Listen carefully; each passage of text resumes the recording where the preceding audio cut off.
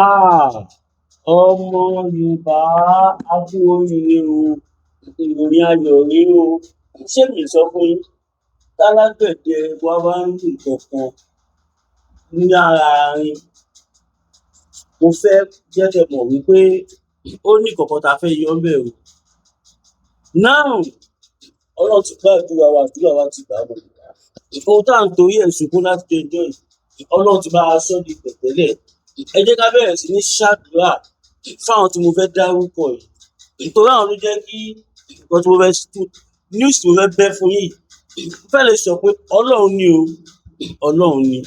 But àwọn náà wọ́n ṣe gudugudu méje yàyà mẹ́fà nínú success, nínú ìròyìn ayọ̀ tí mo mú wá fún yín.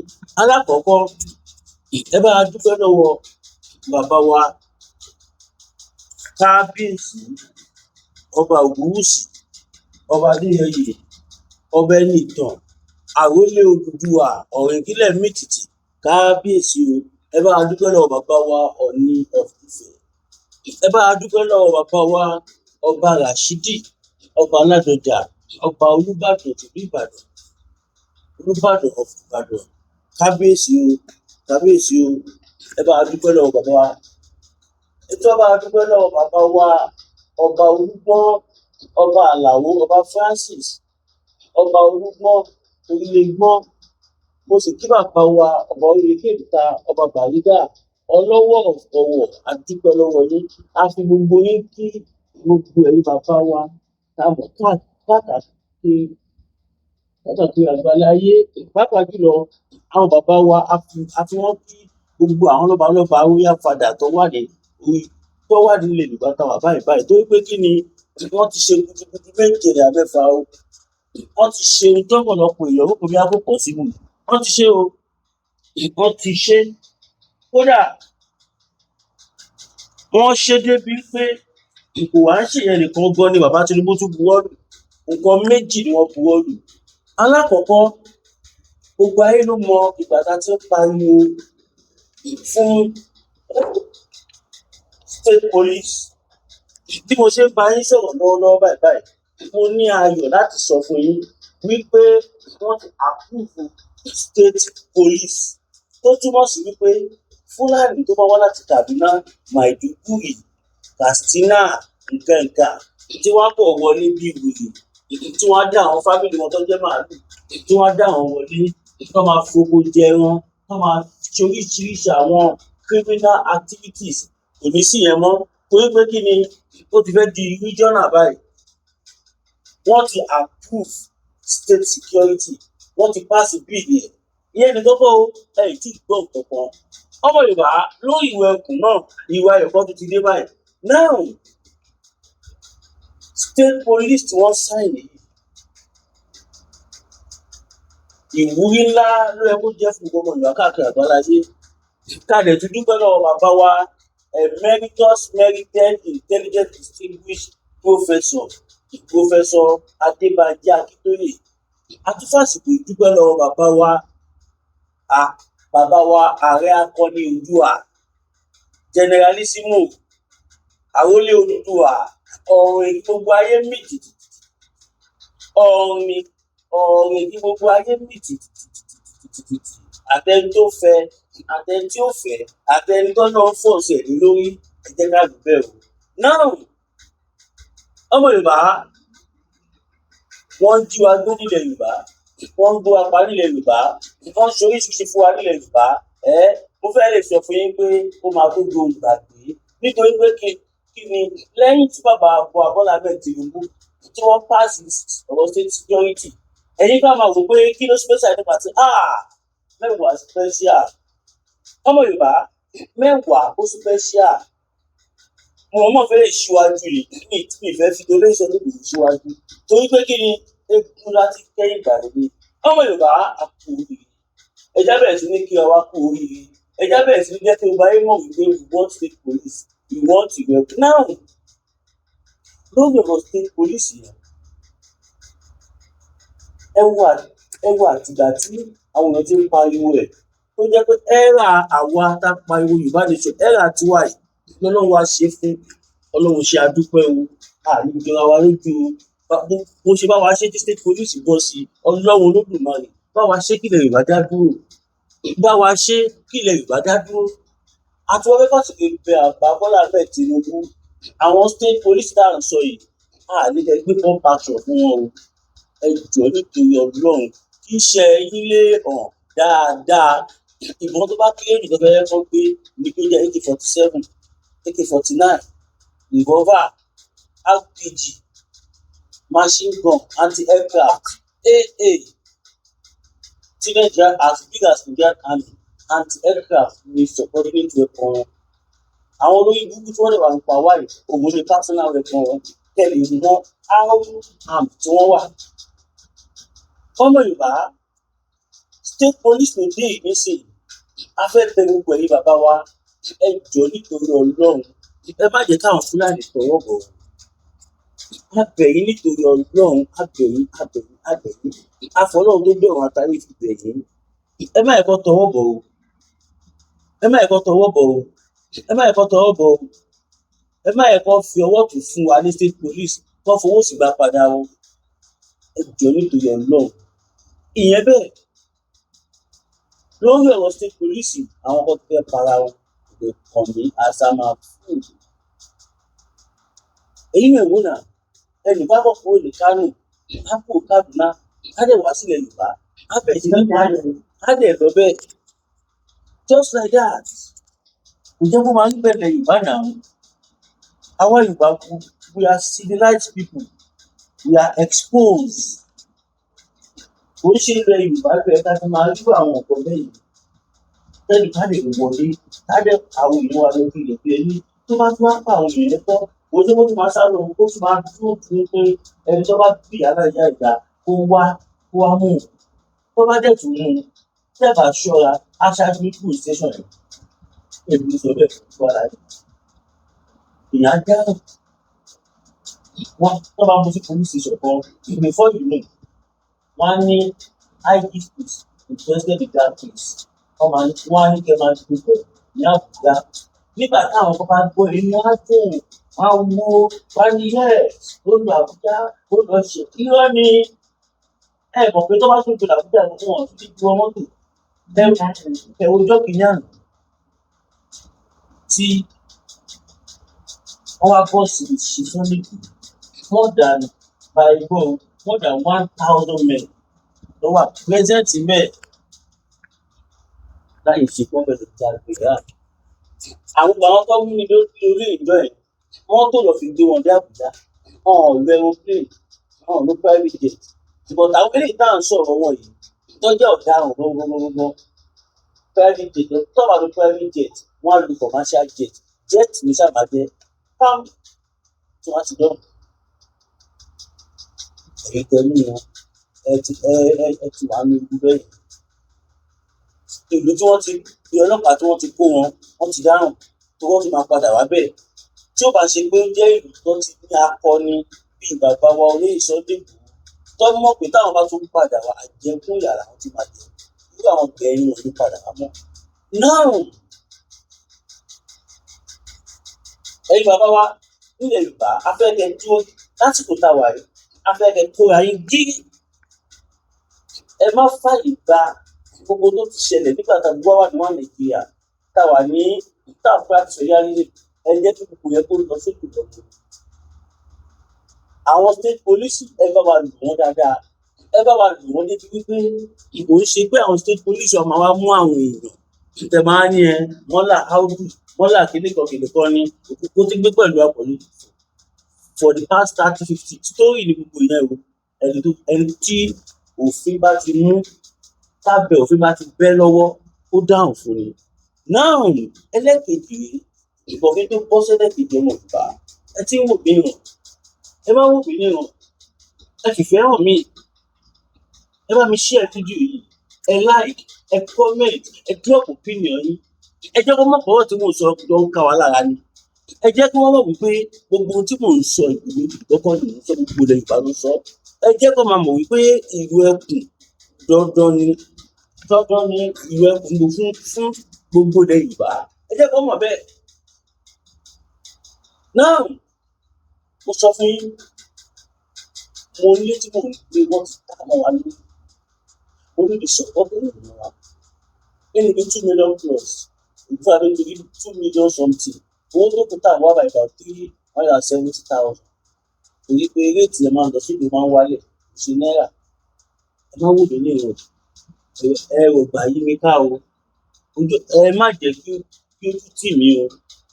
021 41 68 704 021 41 68 704 GTB Williams Olúwatósìn máa rí ẹ̀. Fẹ́yìn tẹ́ bá fẹ́ gbé polówó ọjà fún wa tàbí ní kankan tàbí ṣàkíyèsí kankan ní fídíò wa tàbí ẹ̀rù pé ẹ̀kọ́ fẹ́ bá wa sọ kankan tó jẹ́ new ẹ pè wá sórí +229 01 57 74 79 70 +229 01 57 74 79 70. Ọmọ Yorùbá ẹ fìfẹ́ hàn mí. Èmi ní bẹ́ẹ̀ di ọmọ mi. By now, pé táwọn náà ti ní but àdúgbò lọ́wọ́ náà fẹ́ fi wà. Ẹ fìfẹ́ hàn ọmọ mi. Ẹ bá mi kí ọmọ mi happy birthday sí comment section. Ẹ jẹ́ kí ọmọ mi tẹ̀lé pé yes, bàbá òun ní àwọn èèyàn láì tó ní ìfẹ́ dénúdénú.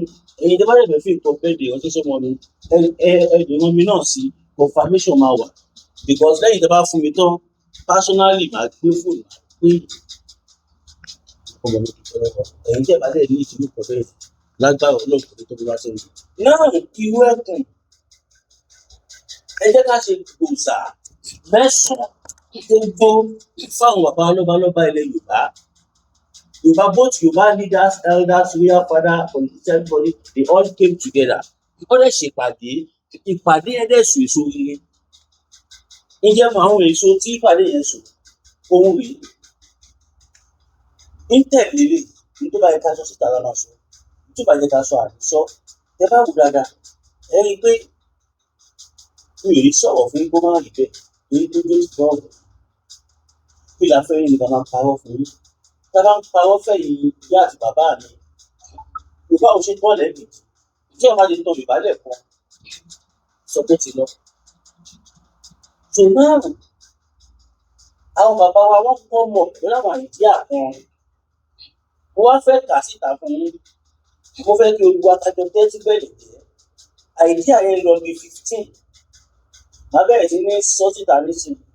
Kí lẹ rí sí? Nígbà táwọn bàbá wa bá forí kó orí tó fi kùnkùn tó fàyà lu àyà. Wọ́n wá kọ́ láì jẹ́ pé kí ìjọba orílẹ̀-èdè Nàìjíríà pàápàá jùlọ South West Region. À ń bẹ gbogbo gómìnà ilẹ̀ Yorùbá.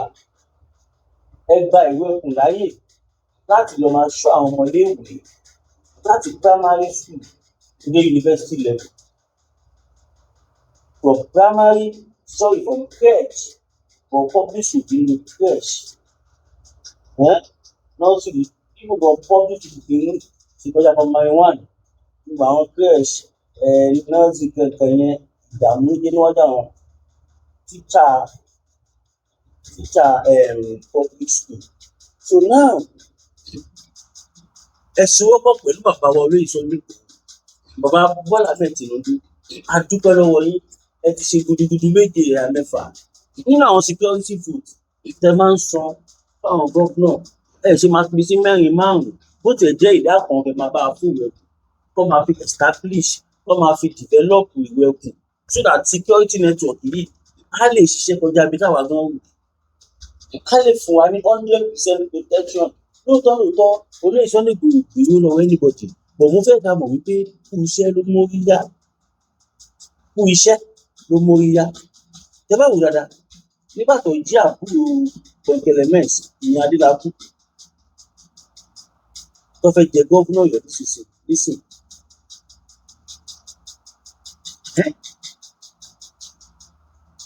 Nígbà tó rí pé wọ́n rí akitiyan olóyè Sunday gbèrú, wọ́n lè gbé fóònù. Wọ́n pe olóyè Sunday gbèrú, wọ́n dúpẹ́ lọ́wọ́ wọn. Kódà wọ́n fẹ́ lè máa rá bàbá. Torí pé ọ̀pọ̀lọpọ̀ àwọn èèyàn tó kọ́kọ́ mọ̀ kó lóyè lò ṣiṣẹ́ yẹn. Nígbà tèmi jáde tí mo pariwo síta, àwọn ní irú ẹ̀ ti pọ̀ jù, fake news, àwọn ọlọ́pàá lọ́wọ́ lọ rescue. ẹ ṣe bí wípé báwo ló ti jẹ́. Ẹ lè expect Olóyè Sunday Igboho ṣiṣẹ́ successfully táwọn ọlọ́pàá wá jáde kan iṣẹ́ tó yẹ kó ṣe ìjáde kan ti ṣe kó wá sọ pé ẹnìkan ló ṣe. Kò kò kò sound matured. Now mo dẹ̀ ti padà wá ṣe àlàyé fún yín. Olóyè Sunday Igboho ló mú ẹni tó ṣiṣẹ́ yẹn because gbogbo àwọn ọmọ ìlú ẹkùn wọ́n ti dà wọ́n sí ìgboro. Mọ́tò yìí ẹ bá wọn jáde, ẹni báyìí ẹ bá wọn jáde. Àwọn èèyàn sọ pé ẹni báyìí ló ní mọ́tò báyìí. Ọlọ́dẹ fún wọn. Wọ́n dẹ̀ hand over. Àwọn mọ̀kẹ́ táwọn bá hand over wọn fún àwọn security ọ̀rọ̀ ẹkùn. Àwọn bàbá àṣàlẹ̀ olóró wọn máa dá sọ̀rọ̀ wọ́n dẹ̀ tùtù sílẹ̀. Torí létà là ń padà gbọ́ pé wọ́n ní kò tètè máa ṣe. Kódà ó ti wọ̀ lẹ́wù. Torí tó bá ti mú báyìí tó tó lu bí abijọ́ méje tó tó lu ọ̀sẹ̀ kan wọ́n á ti jùlẹ̀ torí tó ní connection. Olóyè Sunday Igboho wà ní Ọ̀yọ́ state. Wọ́n pe Inspector General of Police ni wọ́n pè. Báyìí everything lọ. Àwọn ẹ̀dẹ̀ kan begin investigation wọ́n lọ lé yẹn wọ́n ti oríṣiríṣi. Gbogbo àdàlà confam pé Olóyè Sunday Igboho fi confam lọ. Now afẹ́rẹ́ kan máa bá wa ṣọ́ ilé ìwé ìyẹn lọ́kọ̀ wá fi lè balẹ̀ o because ohun táwọn ọmọ wa ń sọ nìyẹn. Wọ́n ní kódà kíjọba kó fi army sí school àwọn ò ní lọ. Wọ́n ní the only person táwọn lè rí bẹ́ẹ̀ ni security tó Olóyè Sunday Igboho dá sílẹ̀ torí pé ẹni tó ṣe fọkàn tán, ẹni tó ṣe gbọ́kànlé, ẹni tó ṣe jẹ́rìí, ẹni tó ṣe gbẹ̀rí ẹ̀jẹ̀ òun ni bàbá wa Olóyè Sunday Adéníyì Adéyẹmọ Ìgbòho Òòṣà. Ó bàbá Dámì ẹkùn ọkọ Fúlàní Àjànàkú kọjá mo rí nǹkan fìdí bàbá rí ìgbàna rí ẹmu ẹkì ẹwọn bí òrẹ̀lẹ̀ pé ni ládé Aláàfin Ọ̀dádé adé bàbá wa aládùúgbò la bàbá láàfin oríkì ni kò kí ń ṣe egún kò dẹ̀ ń ṣe àfojúdi tàbí ìrèlèfé. Àwọn bàbá sọ fún bàbá wa Bọ́lá fún ààrẹ Nàìjíríà wọ́n ní ẹ jẹ́ kó bàbá aṣọ ní South West ní o kó bàbá aṣọ from primary to university level. Wọ́n ní ìyẹn làwọn ọmọ fi lè wá sílé ìwé o. Wọ́n náà àwọn ọmọ ti yarí o. Wọ́n ní Sunday Igboho nìkan ni ó lè dì táwọn wá káwọn máa wá o. Àìjẹ́ bẹ́ẹ̀ any other person you are on your own. So ẹ jọ̀ọ́ ẹ bá wa kówó sínú ìlú ẹkùn. Ẹ bá wọn ra àwọn weapon tó máa need àti àwọn nǹkan tó mobility kọ̀ọ̀kan. Bóyá mọ́ bí Helios, Omar Bus méjèèjì ó ṣe kókó. Kò ná federal government ní kankan láti ra mẹ́wàá sí state kọ̀ọ̀kan tàbí láti ra 100 sí state kọ̀ọ̀kan. Kò ná Nigerian government anything. Tó bá ra Helios 100 tó ra Omar Bus 100 tó kó Olóyè Sunday Igboho tó ra ọ̀kadà bí 500 tàbí 1000 kò ná federal government ní kọ́bọ̀. Kò tí ẹ̀ hàn pọ́n náwó wọn ò tí ì ná $1 billion báwo. Now òjò ṣẹlẹ̀ nìkan wọ́n ní kó tún jọ wọ́n bá àwọn recommend ìwé ẹkùn láti máa ṣọ́ oko àwọn èèyàn wa àtàwọn bàbá wa tó ń dáko àtàwọn ìyá wa tó ń jálájàpá. Kó bá wa empower àwọn ìwé ẹkùn financially, kó gbé capital lẹ̀ kó fi ra a lot of àwọn nǹkan àwọn irinṣẹ́ tó máa fi dáàbò bò wá. Yes, tó máa fi dáàbò bò wá, tó máa fi protect wa. Lálákọ̀ọ́kọ́ àwọn bàbá tó jẹ́ àgbẹ̀ kó bá wọn protect wọn tó bá wà lóko. Tó bá dẹ̀ ti kúrò lóko náà wọ́n á tún ṣe shift. Ìyẹn fún àwọn security ìwé ẹkùn ni o. Kó máa ṣọ́ àwọn bàbá wa, kó máa ṣọ́ oko wọn, kó máa ṣọ́ ààlà ìlú wa, border, toll gate tó lé Yorùbá. Kó bá wa dá àwọn ìwé ẹkùn síbẹ̀, kó máa patrol bẹ̀. Gbogbo àwọn highway wa nílẹ̀ Yorùbá káwọn ìwé ẹkùn kó máa patrol ẹ̀. Any religious center bóyá church ni o, mosque ni o, ilé ògbóni ni o, ilé awo ni o, kọ̀ọ̀kan ni o. Àwọn ìlú ẹkùn wọ́n máa bá wa guide ibẹ̀, ọjà ńlá àtàwọn ibi táwọn èèyàn máa ń gather sí tàbí government buildings. Kán jọ̀ọ́ kán bá wa kó ìbẹ̀pẹ̀ síbẹ̀. Tó bá possible gan, army barrack kán bá wa kó ìbẹ̀pẹ̀ síbẹ̀ tó bá. Òótọ́ ni tí wọ́n á kàn dédé dé, tí wọ́n á dẹ̀ overpower gbogbo àwọn army tó wà ní barrack. Ìlú lọ́wọ́ rùn. Ẹ mọ tán pè Nigerian army ni? Ṣé ẹ mọ tán pè Nigerian army ṣá? Àwọn àjọpín ló ń yìí, àwọn tó lágbára all over the world. Àwọn Fúlàní ló fẹ́ bá wa jà, kò ń ṣe orí omi, kò ń ṣe orí òfurufú, orí ilẹ̀ náà ni. Ìyẹn ló fi máa mọ̀ wípé géèmù ti wà nínú ọ̀rọ̀ yìí. Gbogbo wa la gbọ́ nǹkan táwọn èèyàn ń sọ káàkiri. Wọ́n ní gbogbo nǹkan tó ṣẹlẹ̀ lọ́yọ̀ state jẹ́ ariwo àbí kankan ni. Pàápàá jùlọ nígbà táwọn olórí púpọ̀ mọ̀ wọ́n ní kí vice president kó ṣe fídíò jáde tó sọ pé àwọn ò béèrè owó, wọn ò béèrè $1 billion, wọn ò gbọ́ ọ̀tẹ̀ ìpínlẹ̀ tẹ́lẹ̀, àwọn ò dẹ̀ béèrè serious, àwọn ò béèrè weapon, àwọn ò béèrè $1 billion. Ní táwọn kọ́ béèrè ni wípé àwọn ọ̀gá àwọn tó wà láhàámọ́ Abolongo àti Ọ̀bà àti kílódé ní nígbàjẹ́ Agbódì àtàbolongo or something like that ṣá, wọ́n fi àwọn oníjà àwọn ẹlẹ́gbẹ́ fáwọn méjì, wọ́n fi wọn. Tó bá ti fi wọn, gbogbo àwọn tó ń kó yẹn àwọn máa jà wọ́n lẹ̀. Ẹ̀wọ̀n ìyá mi ẹ má jà fúnra wa. Àwọn tó jẹ́ àwọn ẹgbẹ́ wọn ìlú ìjọba nípa lóòótọ́ ni wọ́n gbé $1 billion. Gómìnà Ṣèyí Mákindé lè parọ́. Pàápàá jùlọ gan people circulate everywhere. Wọn ò deny ẹ̀ now. All of a sudden nígbà tó pọ̀ di pé àwa ìtajẹ́ mídíà ta bẹ̀rẹ̀ sí ní tọwọ́ bọ̀ wọ́n nídìí, ta bẹ̀rẹ̀ sí ní sẹ́ndì fídíò yẹn sáwọn private investigator, wọ́n bẹ̀rẹ̀ sí ní track àwọn fídíò tí wọ́n ṣe, tó track everything. Wọ́n rí pé láìpẹ́ yìí ọṣẹ máa yé àwọn. Ọṣẹ máa tó yí wọn torí ẹ̀ lọ sí ilé ẹ̀kọ́ padà. Láti sọ bẹ́ẹ̀ sọ bẹ́ẹ̀. Now kọ́ bá wa establish ìlú ẹkùn, kó máa bá wa ṣọ́ community wa. Ó wà very very very very important. Our life is very very important. Because ìtọ́ tí wọ́n lọ ń gbà àwọn ọlọ́dẹ tó máa ń gbà àwọn OPC tó yẹ pé at the end of the day wọ́n á tún wọbẹ̀, wọ́n á sì lọ́tọ́ fẹ́ ṣe, wọ́n á máa pa OPC nígbà míì kan. Ìgbà míì tó bá dẹ̀ pa OPC, wọ́n lè mú ọ̀ṣun bọ́ọ̀dì nílẹ̀. Tó yẹ pé àwọn tó ń bá ṣiṣẹ́ ló máa kó wá sí nígbà tí ilẹ̀ bá mọ́. Irú ẹ̀ lè ṣẹlẹ̀ sí ìjọba gbogbo ilẹ̀ ìjọba. Torí pé kí ni àwọn tó máa wà ní uniform ìlú ẹkùn, àwọn akágbo ìyọ́ ọ̀dùn ni. Òun lẹ ṣe tí bàbá wọlé yọ̀ọ́ lẹ́kọ̀ọ́ mi lọ mọ́ pé báwo lẹ́kọ̀ọ́ sí máa àwọn ọmọ tó ń jáde tó ń wá jẹ́ àwọn tí wọ́n mọ ọmọ nípa ọ̀rọ̀ security ti tẹ̀lé orí fún wọn láàrin dígí ọ̀sán month. Then wọ́n ti di army, wọ́n ti di DSS, wọ́n ti di wọ́n ti gbà kó lórí fún wọn wọ́n lè gbà tó kó sí fọ́ọ̀dà tó lè fi wá. Àwọn akẹ́kọ̀ọ́ ṣòfò. You see, I see for yourself. Jẹ́ kí máa tí ò parọ́ fún mi. Fẹ́ràn tí ó àwọn ọmọ ẹ̀kọ́ kan máa tẹ̀lé wọn lóṣù Ọlọ́run because wọn ò ní experience, wọn ò ní òògùn, wọn ò ní ayẹta, wọn ò ní ìfúpẹ́, wọn ò ní àgbéró, wọn ò ní òògùn ọ̀fẹ́, wọn ò ní egbé, wọn ò ní àyìnlá, àyìnjá nìkan, oríṣiríṣi àwọn nǹkan bẹ́ẹ̀ wọn ò ní. Tó dẹ̀ pẹ́ tó wọn jẹ́ nípa security ó gbọ́dọ̀ lè jù bẹ́ẹ̀ lọ. Fúlàní ti ẹ̀dá láti fi ẹja àgbéró.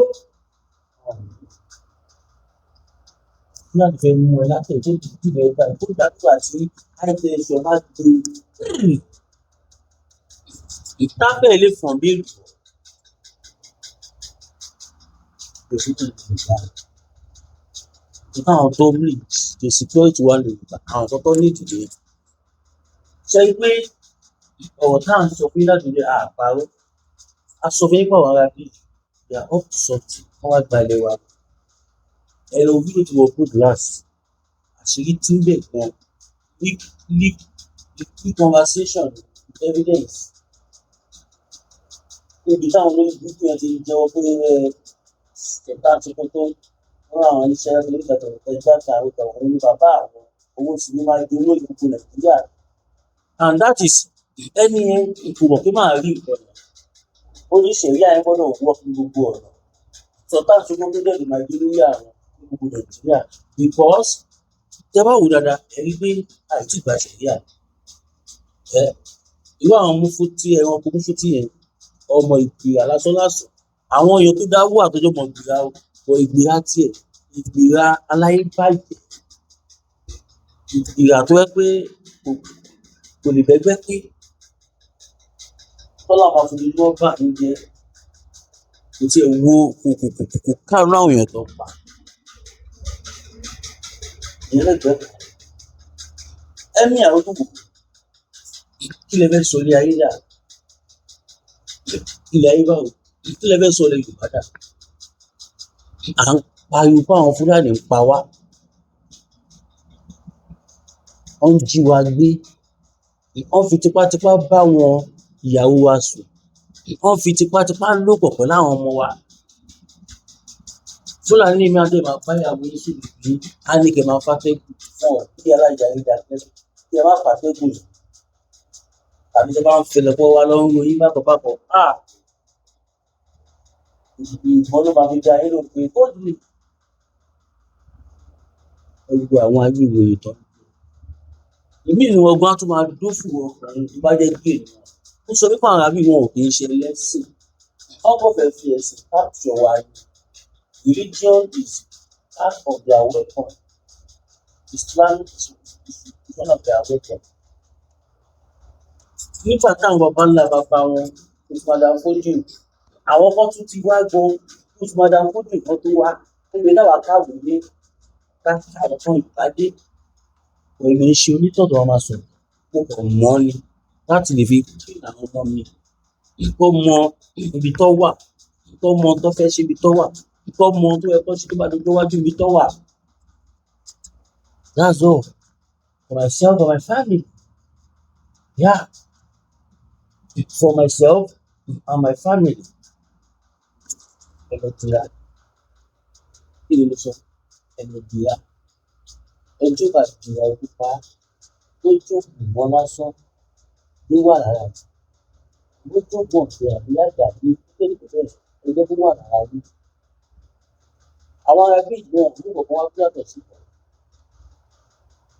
olóòtú tó mú àmì bẹ́ẹ̀ tó bá tán àti àgbà tó bá tán sọ̀ǹda wọn tó bá tán. Wọ́n lè rìnrìn sókè báyìí àgbéró tó lórí ibẹ̀ ló máa yà sí. Àìmọye ìgbà àpọ̀ táwọn bàbá tó ti jagun láyé àtijọ́. Àwọn bàbá wa kò fún abẹ́rẹ́ ìfọ̀rọ̀ gbẹ lọ́wọ́ wọn. Ọ̀dẹ fúgbò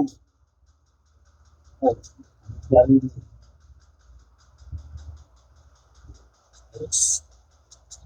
Ìgbà lórí tuntun. Wọ́n dẹ̀ ṣe ẹ̀tọ́ gbogbo tó yẹ kó máa ṣe wọ́n ṣe nígbà yìí. Bọ̀ àwa kọ́ nígbà tó ti mọ̀ pé àwọn fẹ́ bá wa jà ní àwọn fẹ́ gba ilẹ̀ wa àwọn fẹ́ gba láì fún wa lọ́wọ́ wa kí ló ṣe ọlọ́wọ́ wọ́n gbé ẹ̀sìn lọ́wọ́ wa náà wọ́n gbé ẹ̀sìn mú ẹ̀sìn gidi jẹjẹ ọgbà lọ́wọ́ wa wọ́n wá gbé copyright ìgbòho àwọn máa ń pè ní we have China copyright and Symbian báwọn tí máa sọ ìyẹn tún yàtọ̀ sí China before bleach we have original before bleach and China copy. Ẹ wo ó máa ń ṣàlùyé tó tóbi pọ̀ àti tó tiẹ̀ kí òkè ọkọ̀ fún ọkọ̀ tó tó tóbi bá agbáwé ìfúnra wa. Ẹ má gbàgbé mo sì ọ̀rọ̀ wọlé ẹ ràn mí lọ ẹ má wò mí ràn ẹ má wò mí ràn ẹ má ìkọ́ fún mi bóyá o gbogbo àwọn tó ń fi ọ́fà jùlọ wá tá à ń tọ̀nù wọn dáhùn wọ́n ti bẹ̀rẹ̀ sí ní sọ̀rọ̀ sí wa létí. Ìtìmọ̀ owó tó ní pẹ́ẹ́sì wọ́n ti mọ bóyá nù ilẹ̀ ṣubú mo ní gbọ́ bẹ́ẹ̀ ẹ̀yin pásítọ̀ ọjọ́ ìní ìsọ̀rọ̀ mọ́ nípa owó yìí ọ̀gbọ́n epo tó ti ní bíbọ́ ní jáde. Yes, ìgbà tí mo gbé nǹkan tí mo fi tó bọ̀ sí, mo ti rẹ̀ bí ẹni tó pariwo síta. Ìkọ́ náà tún lè lò wọ́n nítorí ìrànyàn sí wa. Mo dúpẹ́ lọ́wọ́ gbogbo ẹ̀yin tí ẹ ti ń já tìlẹ́yìn tì láti bẹ̀rẹ̀. Látòrí bàbá wa, àkàndé pé kí n dárúkọ àwọn Prince Adéyínká ní ìlú pé fún ìlú ìkejì. Bẹ́ẹ̀ ni ó wà ní bẹ́ẹ̀ ni mo dúpẹ́ lọ́wọ́ yín ṣàlàyé àìmọ́ra yín. Ìlọ́pọ̀ tuntun Adéyínká ṣùgbọ́n ẹni tèmi sọ ọkàn fáwọn ènìyàn sọ. Ẹ ṣe mo dúpẹ́ gbogbo ìdáhùn. Ilẹ̀ dúpẹ́ lọ́wọ́ bàbá mi ilé Sunday Adéyẹmọ Adéyẹmọ Ìgbòho Òòṣà. Wọ́n ṣe gudugudu méjì náírà mẹ́fà. Ní ìjẹta òde yìí, wọ́n tẹ̀wọ́ fún mi. Ó ní nǹkan tó ṣẹlẹ̀ tí dé fámílì ìsìnkú. Wọ́n tẹ̀ tẹ̀wọ́ bí a máa gbé ìjọmọdé gbà. Ó ní kó gbà ó yà torí mi ò fẹ́ gbowó lọ́wọ́ wọn. Torí mo mọ̀ pé lásìkò tó wà yìí, owó ì tí jáde. Ìpín tó wà nílẹ̀ lọ ná. Nígbà tí èmi dẹ̀ sì lè máa manage díẹ̀díẹ̀, mi ò gbọdọ̀ jà wọ́n ná. Wọ́n ní màá tó lọ́dọ̀ fún àwọn kí ló ṣe é? Màá dẹ̀ máa fẹ́ náà máa pọ̀ sí mi lọ́wọ́. Kíni kan kìkì kan kí ló ṣe é gan-an? Ṣé mi lè fún ẹ lówó ni? Ẹ mọ̀, ìwà ìwádìí kò tí tẹ́wọ́ gbà. Ẹ̀rọ ti treatment fún mi. Mo fẹ́ ra àwọn ọ̀dà fẹ́ ra ẹgbẹ́ ṣe treatment. Ó ní àwọn kọ̀ọ̀kan tá a bá fẹ́ rà medication kúkú. Wọ́n lè tẹ owó yìí sí mi. Ọba mi bí fẹ́rẹ̀ wá oníṣẹ́ oṣù. Náà ọmọ Yorùbá ẹ má gbàgbé mi o 021416874 021416874 Williams Olúwatósìn ìyàwó ìjọba onílé sẹ́yìn tó bá fẹ́ gbókòó lówó ọjà fún wa tàbí ẹni kọ̀ọ̀kan tẹ fẹ́ pariwo síta láì gbowó lọ́wọ́ yín kẹwẹ́ tó bàbá yín tó máa gbó báyà láì náwó ẹ pèmí sórí nọ́mbà tàbí kẹ pèmí sórí +234 8176024216 +234 8176024216 WhatsApp lè tó fi tilẹ̀ tọ́ lọ́run tẹ bá pè direct call kò ní lọ torí sì mi wà ní Wi-Fi á kàn máa wọ machine mi á lè rí ìdílé tí ó wà ní fóònù never pẹ̀lú ìpínlẹ̀ náà ẹ má wò mí ní ẹ ṣíjú àánú wò mí nọ́mbà méjì rẹ kò sí tó tó fi sílẹ̀ WhatsApp gbà mí ni WhatsApp ìkan ní sọ ojú àdúrà kò lè gbé ìdàgbẹ́ ọmọ Yorùbá Kowe Ayo sùn kò ní sí fídíò yìí wọ́n ti mú lọ́rọ̀ bí ẹ̀mẹ́rin ojú ẹ̀ tí tiẹ̀ pa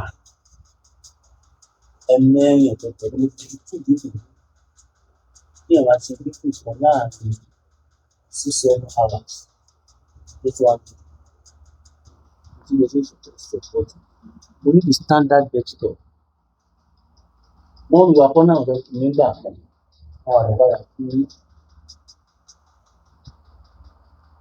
mo ní ìgbéni laptop nínú díẹ̀ ní ẹ̀kọ́ tí mo lò ṣé kí wọ́n pa orí rẹ̀ òun tó ti ń lọ́gbọ́n ń kọ́ díẹ̀ díẹ̀ gbọ́dọ̀ ní orúkọ wọn